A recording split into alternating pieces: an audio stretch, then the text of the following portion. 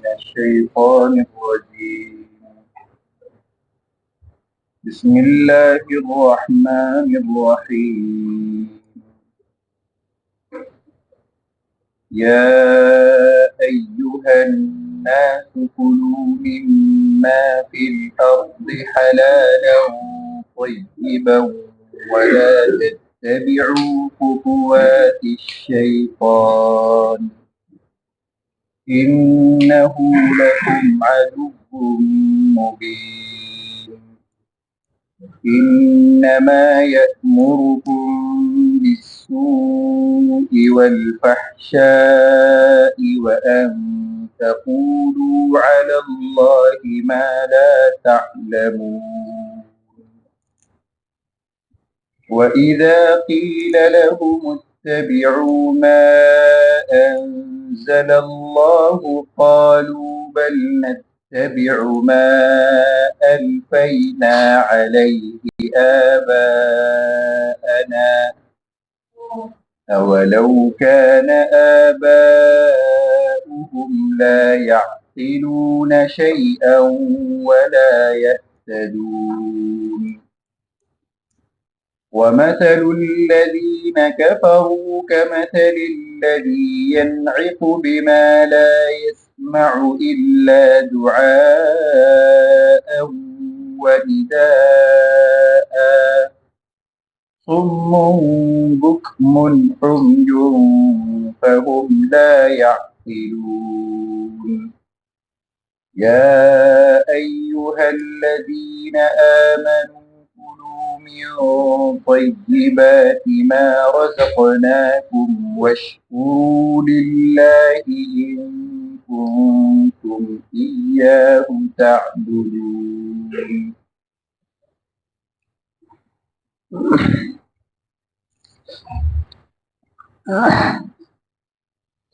بسم اللہ الرحمن الرحیم.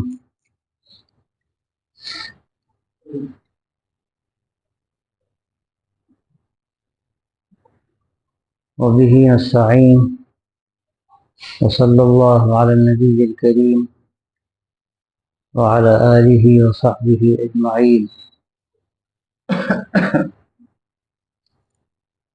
ابھی تک ذکر تھا اہل کتاب کا اور مشرکوں کا، اس سے پہلے منافقوں کا.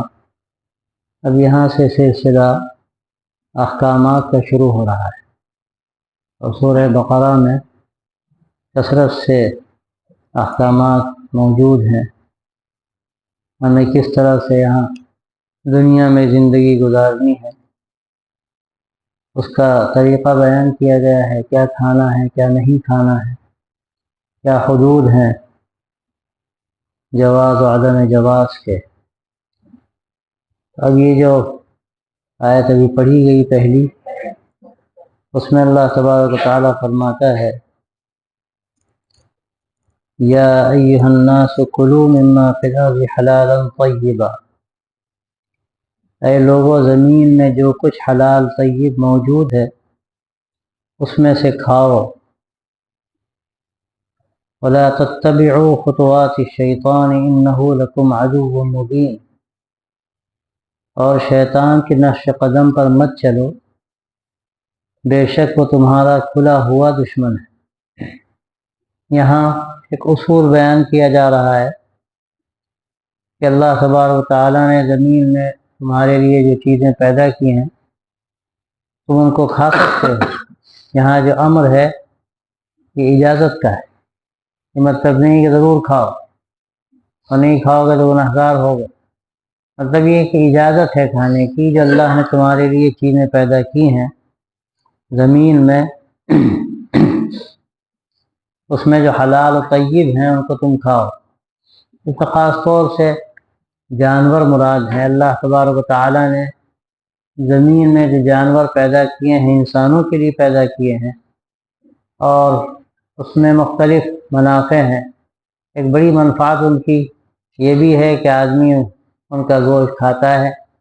یہ غذا ہے انسان کی، اور اللہ نے یہ غذا ایسی رکھی ہے کہ انسانی جسم کی وہ ایک ضرورت بھی ہے.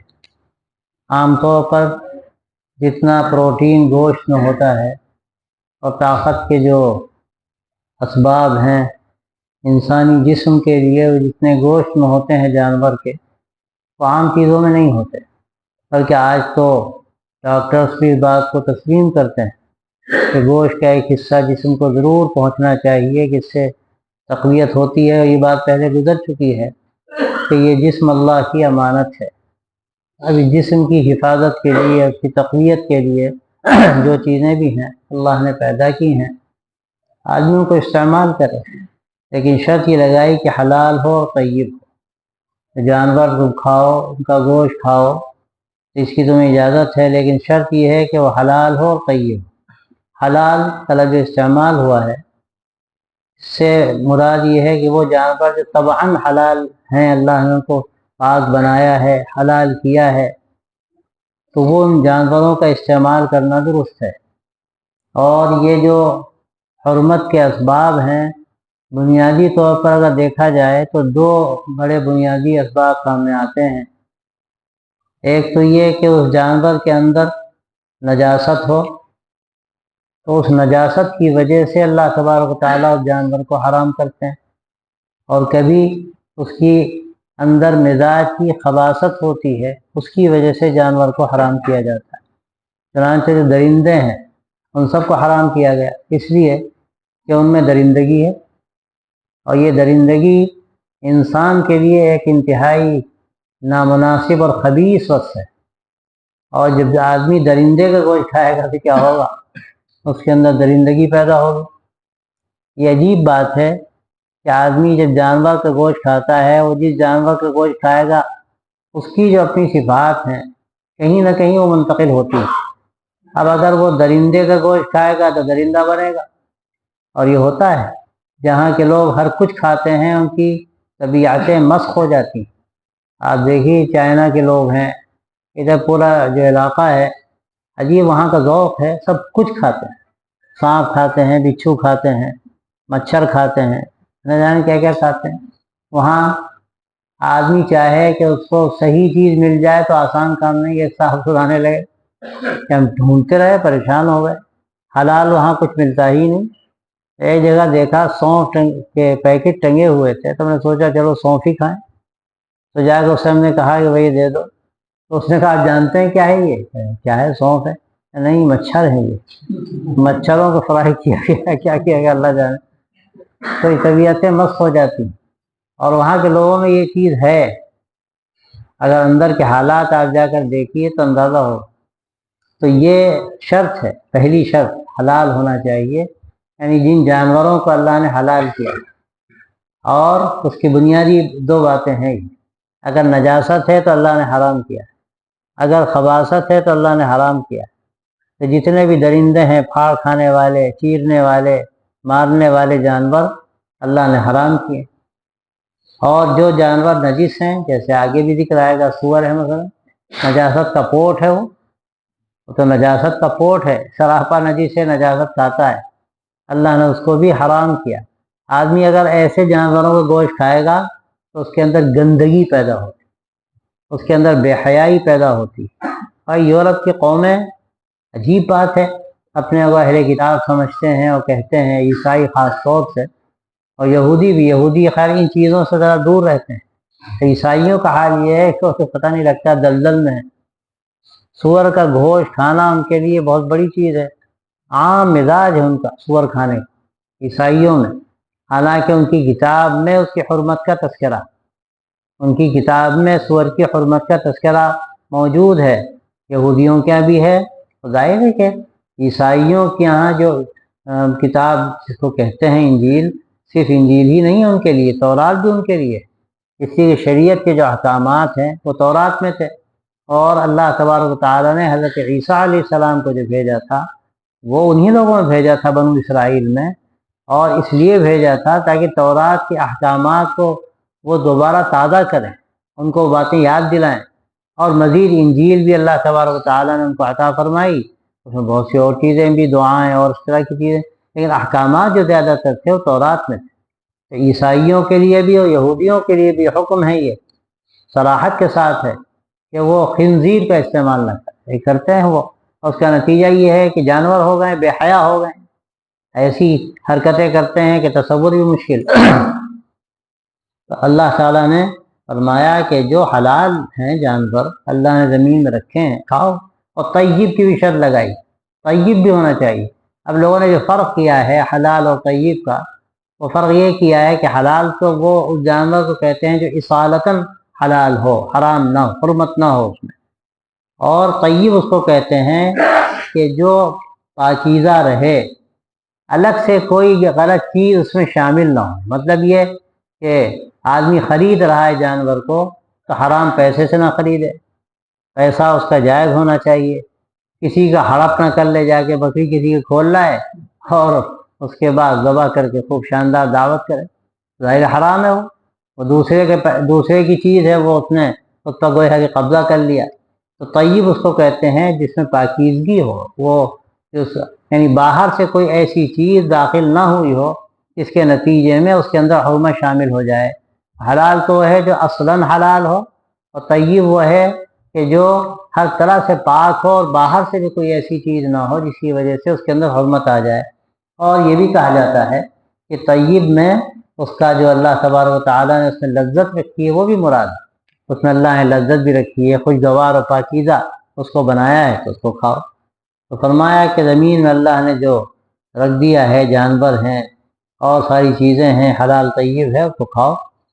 اب یہاں اس لیے یہ بات کہی جا رہی ہے کہ یہود و نصارہ نے تو نہ جانے کیا کیا کیا تھا، کیا کیا تبدیلیاں کی، یہ جائز ہے، یہ ناجائز ہے، اور اتنی چیزیں انہوں نے ناجائز کر لی تھیں اپنے لیے جو اللہ تعالیٰ نے جائز کی تھی۔ ایک گویا کہ نئی شریعت اپنے لیے انہوں نے گڑھ لی تھی، اور وہ چاہتے تھے کہ سب اسی پہ عمل کریں۔ تو اللہ تبارک و تعالیٰ فرماتا ہے، اور یہ خطاب سب سے ہے، کہ مسلمانوں سے نہیں یہاں کیا جا رہا ہے خطاب، یا ایھا الناس کہا گیا، اے لوگو زمین میں جو کچھ حلال طیب موجود ہے اس میں سے کھاؤ پیو۔ یہ ان سے بھی کہا جا رہا ہے کہ کہاں سے تم نے بہت سی چیزیں حرام کر لی ہیں، من بحیرۃ ولا صائبۃ ولا وصیرۃ ولا حام۔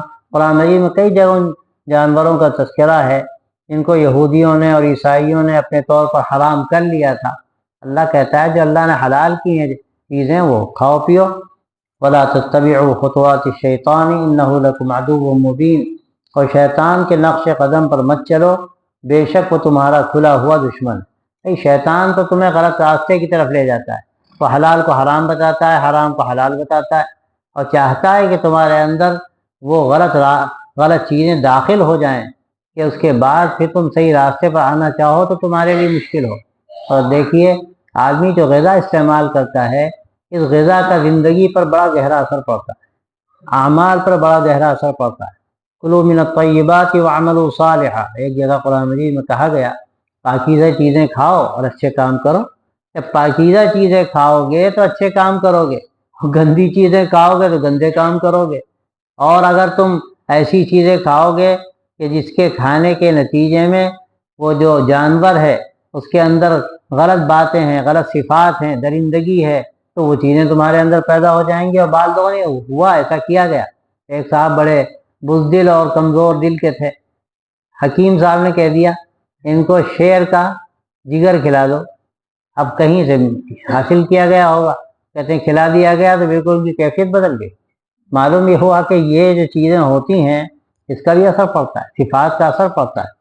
تو آدمی اگر اچھے کام کرنا چاہتا ہے تو اچھی چیزیں کھائے گا تو اچھے کام کرے گا۔ اسی لیے بات کہی جاتی ہے کہ آدمی غذا کا خاص اہتمام کرے، غذا کا خاص اہتمام کرے۔ ایک روایت میں آتا ہے کہ حضرت سعد بن ابی وقاص رضی اللہ تعالی عنہ نے اللہ کے نبی صلی اللہ علیہ وسلم سے یہ عرض کیا کہ اللہ کے رسول آپ دعا فرمائیے کہ ہم مستجاب الدعوات ہو جائیں۔ تو آپ صلی اللہ علیہ وسلم نے فرمایا پاکیزہ غذا کا اہتمام کرو تم مستجاب الدعوات ہو جاؤ، پاکیزہ غذا کا اہتمام کرو تم مستجاب الدعوات ہو جاؤ۔ اب اس وقت کی مصیبت یہ ہے کہ پاکیزہ غذا ملنا جس کو حلال بھی ہو سمجھا جائے اور طیب بھی سمجھا جائے تو یہ آسان کام نہیں۔ حلال کا معاملہ تو قدر آسان ہے، فلاں جانور حلال ہیں، فلاں جانور حرام ہیں، یہ تو معلوم ہو جائے گا، اور بھی اس کی تفصیلات ہیں کس طرح ذبح کیا جائے اور کیا ہو، جس کا ذکر آگے بھی آ رہا ہے۔ لیکن مسئلہ طیب کا بڑا پیچیدہ ہے، وہ بالکل صاف ستھری غذا ہو، اس میں حرمت کا کوئی شائبہ نہ ہو، یہ بڑا مشکل ہے۔ کمائی لوگوں کی کیسی ہے اور پھر اس کے علاوہ کیسے کیسے لوگوں نے طریقے اختیار کر لی ہیں کسب کے کہ اس میں دسیوں شکلیں ایسی ہیں کہ وہ ناجائز ہیں، حرام ہیں، لیکن بہت سے لوگ جانتے بھی نہیں۔ اب وہ نتیجہ کیا ہے؟ وہ کھلا رہے ہیں آپ کو، آپ کی دعوت کر رہے ہیں، آپ کو اپنے گھر بلا رہے ہیں۔ اب آدمی کہاں تک تحقیق کرے گا؟ جانتا بھی نہیں۔ اسی لیے ہمارے بعض مشائخ وہ ہیں کہ جو اس میں بڑے محتاط تھے، کھاتے ہی نہیں تھے کہیں، وہ جو کہتے تھے کہ ایک جگہ کھا لیں گے تو 10 جگہ کھانا پڑے گا، اور کسی کا بھروسہ نہیں، کون کیا کھلا دے۔ حضرت مولانا احمد علی لاہوری رحمۃ اللہ علیہ کے بارے میں بارہا ہم نے سنا کہ مولانا کہیں کھانا نہیں کھاتے تھے، کسی کی دعوت قبول نہیں کرتے تھے، اور وجہ یہ بیان فرماتے تھے کہ اب حال یہ ہے کہ کسی کے پیسے کا بھروسہ نہیں کہ وہ حلال ہو یا حرام، اور ظاہر ہے اگر حرام مال پیٹ میں چلا گیا، اگر غیر شعوری طور پر چلا گیا، اس میں اس کے آمد کو دخل نہیں، جان بوجھ کے نہیں کیا اس نے، لیکن بہرحال وہ گندی چیز تو چلی گئی، اور اس کے جانے سے اس کے اوپر اثر تو پڑے گا ہی۔ اگر اس میں جان بوجھ کے اس نے یہ کام نہیں کیا ہے تو گناہ گار تو نہیں ہوگا، لیکن جو گندی چیز چلی گئی اس کا اثر تو پڑے گا ہی۔ تو اس لیے بعض لوگ تو بڑے محتاط ہوتے ہیں اس میں۔ آدمی اپنے کو اگر صاف ستھرا رکھنا چاہتا ہے، اس سے اب دعوات بنانا چاہتا ہے، تو بڑا حصہ اس کا ہے کہ وہ اس کا خیال رکھے کوئی مشتبہ مال اس کے اندر جانے نہ پائے۔ اللہ فرما رہا ہے کہ اے لوگوں، کلوا مما فی الارض حلالا طیبا، زمین میں جو کچھ بھی ہے حلال طیب وہ کھاؤ، اور شیطان کے نقش قدم پر مت چلو۔ خطوۃ کی جمع خطوات ہے، جو ایک قدم اور دوسرے قدم کا فاصلہ ہوتا ہے اس کو کہتے ہیں، اس سے مراد نشانات قدم ہے، یعنی شیطان کے نشانات قدم پر مت چلو۔ انہ لکم عدو مبین، وہ تمہارا کھلا ہوا دشمن ہے اور تمہیں بہت بیوقوف بناتا ہے اور بڑے سرسبز باغات دکھاتا ہے، اور تم دھوکہ کھاتے ہو۔ کوئی دشمن کوئی پاگل ہوگا کہ وہ تمہیں نقصان پہنچانا چاہے اور ایسے طریقے تمہارے سامنے ظاہر کرے جس سے تم فوراً سمجھ جاؤ کہ نقصان ہوگا؟ کون ان طریقوں کو اختیار کرے گا؟ اس کو میٹھی چھری کہتے ہیں، وہ صحیح ہے کہ آدمی دکھاتا یہ ہے کہ تمہارے لیے انتہائی مفید ہے، اور بعد میں پتہ ہی چلتا ہے کہ انتہائی مضر، اور خاص طور سے وہ چیزیں کہ جو دنیا میں ظاہری چمک دمک رکھتی ہیں لیکن آخرت کے اعتبار سے وہ انتہائی نقصان دہ ہیں، وہاں کے لیے ہلاکت کا ذریعہ ہیں۔ شیطان ان چیزوں کو اور خوشنما بنا کے پیش کرتا ہے، اس کا نتیجہ یہ ہوتا ہے کہ آدمی دھوکہ کھاتا ہے۔ اللہ یاد دلا رہا ہے دھوکہ نہ کھانا۔ تمہارے ابا کو بھی کیسا دھوکہ دیا تھا؟ یہی تو کیا تھا نا اس نے۔ حضرت آدم علیہ السلام جا کر کیا کہا؟ تمہیں تو اللہ میاں نے کہہ دیا ہے کہ اس کے قریب مت جانا۔ جانتے ہو کیوں کہا ہے؟ اس لیے کہا ہے کہ اگر تم یہ کھا لو گے تو ہمیشہ کے لیے جنتی ہو جاؤ گے۔ ایسا دھوکہ دیا۔ حضرت آدم نہیں سمجھ پایا، خیال نہیں رہا، اور انہوں نے سوچا چلیں اچھا ہے کھا لیں، ہمیشہ جنت پہ رہیں گے، اور معاملہ تھا الٹا۔ کھا لیا، معاملہ بگڑ گیا، اول تو لباس گیا، پھر اللہ تعالیٰ کا حکم ہوا کہ اب جاؤ دنیا میں اترو، فقلنا اہبطوا منہا جمیعا، کہ جاؤ دنیا میں، اب تمہیں بھگتنا پڑے گا، امتحان دینا پڑے گا تم کو بھی، تمہاری اولاد کو بھی۔ تو جو سب سے پہلے حضرت آدم علیہ السلام کو شیطان نے بہکایا تھا، وہی طریقہ آج بھی اس کا ہے۔ وہ ایسے سبز باغ دکھاتا ہے کہ پہلے تو بعض مرتبہ نیکیوں پر لاتا ہے، اور اس کے بعد آدمی جب خوب اچھی طرح دھوکہ کھا جاتا ہے پھر وہاں سے اس کو غلط راستے کی طرف بہلا کے لے جاتا ہے، ایسی ڈھال پہ ڈالتا ہے کہ آدمی پھر رک ہی نہیں پاتا۔ جیسے گاڑی ڈال دی جائے سائیکل ڈھلوان پر، اب بریک مار رہا ہے تو پھسلی چلی جا رہی، تو اب آدمی یہ سوچے کہ ہم آئے ہی کیوں یہاں پر، جب آؤ گے تو پھسلو گے۔ اسی لیے کہا جاتا ہے ایسی جگہوں پر مت جاؤ جہاں خطرات ہوں، غلط رخ پر پڑ جانے کے، جہاں خطرات ہوں وہاں مت جاؤ۔ وجہ یہی ہے کہ شیطان پہلے مرحلے میں کہتا ہے تمہارے لیے کام بہت ضروری ہے، تم دین کا کام کر رہے ہو، ایسا پھنساتا ہے جا کر جال میں کہ آدمی نکلنا چاہے تو آسان نہیں ہوتا۔ فرمائے انہ لکم عدو مبین، دشمن ہے اور کھلا ہوا دشمن، لیکن تم کو بیوقوف بناتا ہے۔ انما یأمرکم بالسوء والفحشاء وان تقولوا علی اللہ ما لا تعلمون، وہ تمہیں برائی اور بے حیائی پر آمادہ کرتا ہے، اور اس پر آمادہ کرتا ہے کہ تم اللہ پر ایسی باتیں لگاؤ جو تم نہیں جانتے۔ وہ تمہیں برائی اور بے حیائی پر آمادہ کرتا ہے۔ سو کا جو لفظ ہے یہ عام ہے اور فحشا خاص ہے۔ سو ہر برائی کو کہتے ہیں، چھوٹی برائی بڑی برائی، اور فحشا جو ہے یہ ذرا اس میں وہ شدت ہے اور شناعت بڑھی ہوئی ہے، گندی باتیں جو آخری حد تک ہوں۔ اس میں بعض حضرات کہتے ہیں فحشا سے مراد صرف وہ فواحش نہیں ہے جن کو فواحش سمجھا ہی جاتا ہے زنا وغیرہ، بلکہ اس میں جتنی بڑی بڑی وہ ہیں بڑے بڑے گناہ ہیں وہ سب اس میں شامل ہیں، اور سو میں چھوٹی موٹی باتیں سب آ جاتی ہیں۔ تو شیطان تمہیں برائیوں اور بے حیائیوں کی طرف لے جاتا ہے، لیکن کیسے لے جاتا ہے؟ یہ نہیں کہتا دیکھو یہ بے حیائی ہے اس کو اختیار کر لو، دیکھو یہ برائی ہے اس کو کر لو، یہ تھوڑی کہتا ہے، بیوقوف ہے کیا وہ تو تمہیں تمہارے ان کاموں کو مزین کر کے پیش کرتا ہے۔ وَزَيَّنَ لَهُمُ الشَّيْطَانُ أَعْمَالَهُمْ، شیطان ان کے کاموں کو بہت خوبصورت بنا کے پیش کرتا ہے کہ تم جو کر رہے ہو اس سے تو بڑا فائدہ ہوگا، دنیا کا بھی فائدہ ہوگا، ارے اور بھی دنیا نہیں آخرت کے بھی بہت سے فائدے ہوں گے۔ اب آدمی دھوکے میں پڑتا ہے کہ چلو ٹھیک ہے کوئی حرج نہیں ہے، ارے تھوڑی سی کہیں کوئی گڑبڑ ہو گئی توبہ کر لیں گے آگے بات بن جائے گی۔ تو اس طرح سے شیطان غلط رخ کی طرف لے جاتا ہے۔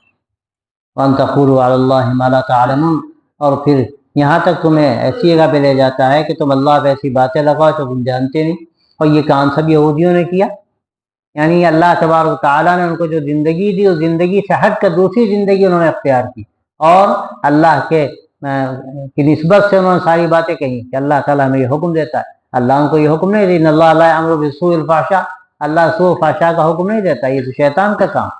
وَإِذَا قِيلَ لَهُمُ اتَّبِعُوا مَا أَنزَلَ اللَّهُ قَالُوا بَلْ نَتَّبِعُ مَا أَلْفَيْنَا عَلَيْهِ آبَاءَنَا أَوَلَوْ كَانَ آبَاؤُهُمْ لَا يَعْقِلُونَ شَيْئًا وَلَا يَهْتَدُونَ، اور جب ان سے کہا گیا کہ اس چیز کی پیروی کرو جو اللہ نے اتاری ہے تو وہ بولے کہ ہم تو اس چیز کی پیروی کریں گے جس پر ہم نے اپنے باپ دادا کو پایا ہے، خواہ ان کے باپ دادا کچھ بھی سمجھ نہ رکھتے ہوں اور نہ سیدھی راہ پر چلتے ہوں۔ یعنی یہ عام شیوہ رہا ہے ہر زمانے کے لوگوں کا، ہر امت کا۔ نبیوں نے دعوت پیش کی تو سب یہی کہتے تھے ہم نے تو باپ دادا کو جو کرتے دیکھا ہے وہ ہم کریں گے، ہم آپ کی بات نہیں مانیں گے۔ یہ جو طریقہ رہا ہے ہمیشہ، اور بعد میں بھی رہا اور آج بھی ہے۔ اہل بدعت سے آپ کہیے تو کہتے ہیں نہیں ہمارا یہی ہوتا چلا ہے، ہمارے یہاں کی ریت یہی ہے، یہی ہوگا۔ تو یہ وہ لوگ کہتے ہیں جو حق پر آنا نہیں چاہتے۔ جو لوگ حق پہ آنا چاہتے ہیں وہ غور کرتے ہیں، ٹھیک ہے، اندھے بہرے ہو کے قبول نہیں کرتے، غور و فکر کرتے ہیں، غور و فکر کر کے صحیح بات کو اختیار کرتے ہیں۔ اور جو صحیح راستے پر آنا ہی نہیں چاہتے ان کی ایک بات ہوتی ہے کہ ہم نے تو باپ دادا کو ایسے ہی دیکھا ہے، ہم وہی کرتے رہیں گے۔ تو یہ غلط طریقہ ہے جو ہمیشہ لوگوں کا رہا ہے، اور یہاں یہ بات مزید کہی گئی کہ چاہے ان کے باپ دادا نہ سمجھ رکھتے ہوں نہ صحیح راستے پر ہوں، یعنی نہ تو ان کو کتنی عقل ہے سمجھ ہے کہ خود غور کرتے اور صحیح باتوں کو اختیار کرتے، اور نہ ان کو کسی سے صحیح راستہ ملا، غلط راستے پر پڑ گئے اور اسی پہ چلتے چلے آ رہے ہیں، ان کو کوئی ایسا نہیں ملا جو صحیح راستے پہ لاتا، اس کے باوجود ان کی بات مانو گے؟ یعنی خود بھی وہ صحیح راستے پر نہیں آ سکے اور نہ ان کو کوئی ایسا ملا جو ان کو صحیح راستے پر لاتا، اور وہ غلط راستے پر چل رہے ہیں، اور تم انہیں کا دیکھا دیکھی جو وہ کرتے رہے وہ تم بھی کر رہے ہو۔ تو یہ تو ایسا طریقہ تمہارا ہے کہ تم کبھی بھی راہ راست پر آ ہی نہیں سکتے۔ راہ راست پر آنے کے لیے کچھ تو اور کرنا ہی پڑتا ہے۔ ہاں اللہ تبارک و تعالیٰ جن لوگوں کو ایسے بڑے علماء عطا فرما دے جو صحیح راستہ بتانے والے ہوں تو ان کے لیے بڑی عافیت کی بات ہے، خیر کی بات ہے، تاکہ وہ ان کے راستے پر چلیں۔ یہاں اس سے لا یعقلون شیئا ولا یہتدون سے اس کی وضاحت بھی ہو رہی ہے کہ مطلق اس سے نہیں روکا جا رہا ہے کہ آدمی اپنے بڑوں کی بات نہ مانے، اپنے باپ دادا کی بات نہ مانے، یا اپنے جو علماء ہوں ان کی بات نہ مانے، بلکہ یہ کہا جا رہا ہے کہ آنکھ بند کر کے یہ سوچ لے کہ جو یہ کہہ رہے ہیں وہ سب حق ہے، اور ان کے بارے میں بھی نہ غور کرے، نہ سوچے کہ یہ لوگ صحیح راستے پر ہیں یا غلط راستے پر ہیں، تو ظاہر ہے کہ پھر اس کا خطرہ ہے کہ ان کو غلط راستے پر لوگ لے جائیں گے اور غلط راستے پر چلے جائیں گے۔ پہلے دیکھے، آنکھیں کھولے کہ راستہ بتانے والا کون ہے، رہنمائی کرنے والا کون ہے، اس کا جب تجربہ ہو جائے، تحقیق ہو جائے، اور اس کے بعد اب اس کے لیے کوئی مسئلہ نہیں۔ جب وہ اہل حق علماء اور ذمہ داران اس کو کوئی بات بتا رہے ہیں تو اب ان کے راستے پر چلے۔ وہ ان لوگوں میں نہیں ہے کہ لا یعقلون شیئا ولا یہتدون، جن کو نہ عقل ہے اور نہ وہ صحیح راستے پر ہیں۔ اور ظاہر ہے کہ اللہ تعالیٰ نے ہم کو جو دین عطا فرمایا، حدیثوں میں بھی بات آتی ہے، قرآن مجید میں بھی اشارہ ہے کہ اللہ کے نبی صلی اللہ علیہ وسلم جو آخری نبی ہیں، آپ نے ہمیں راستہ بتایا، پھر صحابہ نے وہ راستہ سیکھا، تابعین نے ان سے سیکھا، اور وہ سلسلہ چلا اور قیامت تک چلے گا۔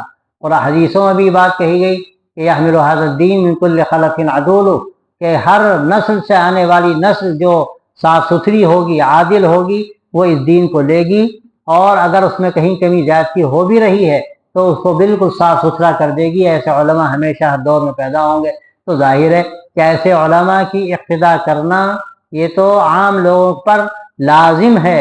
اگر وہ نہیں کریں گے تو کہاں سے وہ دین لائیں گے؟ وہ بالکل کسی چیز سے واقف نہیں۔ لیکن اندھے بہرے ہو کر یہ کہنا کہ ہمارے باپ دادا یہ کرتے چلے آئے، یہ زمانہ جاہلیت کی بات ہے۔ ہاں، جو صحیح لوگ ہیں، اہل حق ہیں، ان لوگوں کی پیروی کرنا، ان کی اقتداء کرنا، ان کی بات ماننا، ان کی تقلید کرنا، یہ تو ہماری نجات کے لیے ضروری ہے۔ ایک آدمی ہے جو نہ کتاب اللہ سے واقف ہے، نہ اس کے احکامات سے واقف ہے، نہ سنت رسول اللہ سے واقف ہے، نہ اس نے عربی زبان پڑھی ہے، نہ وہ شریعت کی شین سے واقف، کچھ نہیں جانتا۔ اب وہی کہے کہ ہم تو دیکھ کر عمل کریں گے، تو سوائے گمراہی کے اور کیا ہے؟ وہ کیا جانے گا؟ اور اگر جانے گا بھی تو وہ سیکنڈ ہینڈ دین کو سیکھے گا۔ اس کا اصل دین تو عربی زبان میں ہے، اور سیکنڈ ہینڈ دین کو سیکھے گا تو وہ کہیں نہ کہیں دھوکے میں پڑے گا۔ اور ایسے لطیفے بہت ہوئے ہیں۔ ایک صاحب کیا لطیفہ مشہور ہے کہ ہل ہل کے نماز پڑھ رہے تھے۔ لوگوں نے کہا آپ ہل ہل کے کیوں نماز پڑھ رہے ہیں بھائی؟ تو کہنے کہ بخاری شریف میں کہ ہل ہل کے نماز پڑھنی چاہیے۔ کہ بھائی بخاری میں کہاں ہے؟ بخاری لے کے آئیے، میں بھی سکھاتا ہوں۔ اب وہ پرانے زمانے کی بخاری کا کوئی ترجمہ اردو کا تھا، وہ لے کر آئے۔ ایک حدیث ہے جس میں کہا گیا کہ تم نے جو نماز پڑھائے من اما منکم فلیخفف، تو اس کو چاہیے کہ وہ ہلکی نماز پڑھائے، اس لیے کہ کمزور بھی ہیں، بوڑھے بھی ہیں، اور فرمایا گیا۔ تو اب وہ بیچارے، وہ پرانا نسخہ تھا، اور ہلکی جو تھا وہ یا ذرا سی کٹی ہوئی تھی، تو ہلکی کو ہل کے پڑھ رہے تھے کہ تم نے جو نماز پڑھائے وہ ہل کے پڑھائے۔ اب نماز پڑھانے والا جب ہل کے پڑھا رہا ہے تو پڑھنے والوں کو بھی چاہیے کہ ہل کے پڑھیں۔ اس طرح بھی ہوتا ہے جب جہالت ہوتی ہے اور آدمی سوچتا ہے کہ ہم خود دیکھیں گے۔ ارے دیکھنے کی بھی صلاحیت ہے تمہارے اندر جو دیکھو گے؟ اردو صحیح نہیں آتی تمہیں، اور پھر دعویٰ ہے کہ ہم دیکھ کے عمل کریں گے، تو یہ لوگ تو گمراہ ہیں۔ یعنی جو اس بات کو نہ سمجھے اور یہ سوچے کہ ہم خود اپنا مسئلہ حل کر لیں گے، ہم خود نکال لیں گے، کہاں سے نکال لو گے؟ پہلے اپنا وقت لگاؤ، عربی زبان سیکھو، دین کی بنیادیں سیکھو، اصول سیکھو، اس کے بعد ہو سکتا ہے تمہیں راستہ مل جائے۔ لیکن جب تک تم نے یہ چیزیں نہیں سیکھیں تم کہاں سے راستہ نکالو گے؟ تو ایسے لوگوں کے لیے تو لازم ہے کہ وہ ایسے اہل حق کی اتباع کریں، اقتداء کریں، تقلید کریں کہ جنہوں نے ہم کو صحیح راستہ بتایا ہے۔ تو یہاں پر لا یعقلون شیئا ولا یہتدون سے ساری وضاحت ہو گئی کہ ان کے باپ دادا چاہے ایسے ہوں کہ نہ وہ خود سمجھ رکھتے ہوں اور نہ ان کو صحیح راستہ ملا ہو، اس کے بعد بھی ان کی بات مانیں گے۔ تو یہ دو باتیں اگر ہیں، اللہ نے کسی کو صحیح راستہ دیا ہے اور اللہ نے کسی کو صحیح سمجھ دی ہے، یعنی ایک تو وہ لوگ ہوتے ہیں جو خود مجتہد ہوتے ہیں، غور و فکر کرتے ہیں، راستے نکالتے ہیں، اور کچھ وہ ہوتے ہیں کہ جو دوسروں کی بتائے ہوئے طریقے پر چلتے ہیں، دوسروں نے جو ان کو صحیح راستہ بتایا ہے اس راستے کو اختیار کرتے ہیں۔ تو اگر ایسے باپ دادا ہیں تو ماشاءاللہ ان کے راستے پہ چلیے آپ۔ لیکن اگر وہ نہیں جانتے راستے کو اور غلط راستے پر ہیں، پھر اس کے بعد آپ اگر ان کا حوالہ دے رہے ہیں تو یہ گمراہی کی بات۔ پھر فرمایا وَمَثَلُ الَّذِينَ كَفَرُوا كَمَثَلِ الَّذِي يَنْعِقُ بِمَا لَا يَسْمَعُ إِلَّا دُعَاءً وَنِدَاءً صُمٌّ بُكْمٌ عُمْيٌ فَهُمْ لَا يَعْقِلُونَ۔ فرمایا کہ ان لوگوں کی مثال جنہوں نے کفر کیا اس شخص کی سی ہے جو ایسے آوازیں نکالے کہ سوائے چیخ و پکار کے کچھ نہ سنائی پڑے۔ بہرے ہیں، گونگے ہیں، اندھے ہیں، تو ان کی عقل میں کوئی بات آتی ہی نہیں۔ یہاں ایک مثال دی گئی ہے کہ ان کفر طے کر لیا ہے، وہ سننا ہی نہیں چاہتے۔ ایسا ہی ہے جیسے کوئی جانوروں کو ہکائے، نعق یا نعقوں کے معنی جانوروں کو آواز دینا، اور یہ جانوروں جو لوگ چراتے ہیں جانتے ہیں، خاص آواز دیتے ہیں، جانور آ جاتے ہیں۔ چند چیزیں ہیں اس کو سمجھتے ہیں جانور، لیکن اس سے زیادہ کچھ نہیں جانتے۔ یعنی بس چیخ و پکار، دور سے آدمی پکارے یا قریب سے پکارے، سوائے اس کے اور کچھ نہیں سنتے۔ دعا و ندا، کہ اندھے بہرے ہیں، یعنی وہ ایسی جو آواز وہ دی جا رہی ہے بس وہ آواز سنتے ہیں، آواز کا مفہوم کیا ہے، اس کا مطلب کیا ہے، یہ سب کچھ نہیں جانتے۔ تو صم بکم عمی فہم لا یعقلون، بالکل بہرے ہیں، گونگے ہیں، اندھے ہیں، ان کی عقل میں کوئی بات نہیں آتی۔ تو یہی حال ہے ان لوگوں کا جنہوں نے کفر طے کر لیا ہے۔